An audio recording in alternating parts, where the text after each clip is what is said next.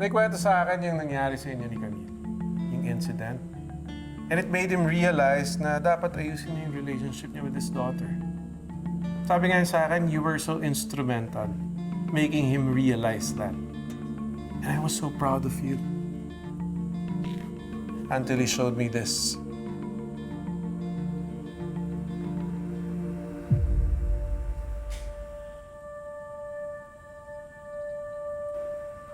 Mukhang hindi yung para sasabihin yung mga kaibigan mo na wag na silang magpo-post ng pictures na kasama yung mga Ferrells.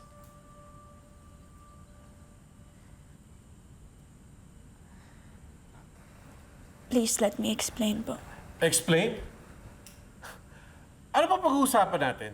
Di ba nagkaintindihan na tayo? Sinabi ko na sa iyo, dapat layuan mo na yung mga Ferrell na yan.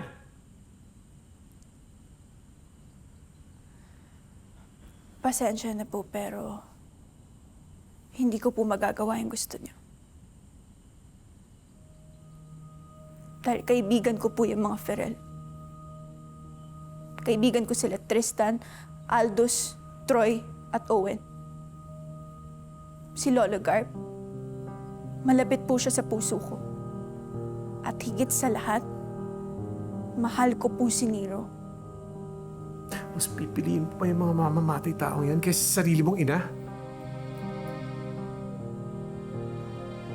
Hindi po ako naniniwala doon. Dahil alam kong hindi magagawa ni Lola Garp yung binibintang mo sa kanya.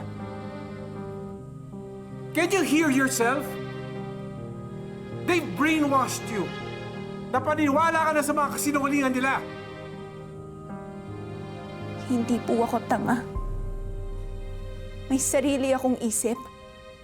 May sarili rin akong pag-uunawa. At kung meron man pong biktima dito, kayo po yun. Nabiktima kayo ng sarili niyong galit. Nabiktima kayo ng sakit ng naramdaman mo nang nawala si Mommy sa'yo. Bakit? Dahil hindi niyo po siya naprotektahan. Hindi niyo siya naligtas. Kaya naghahanap po kayo ng ibang tao na masisisi dahil sa mismong kapalpakan mo.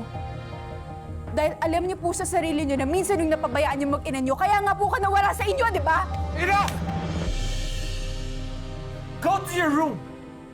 Pack your bags. I'm pulling you out of the university. I'm taking you with me to the States.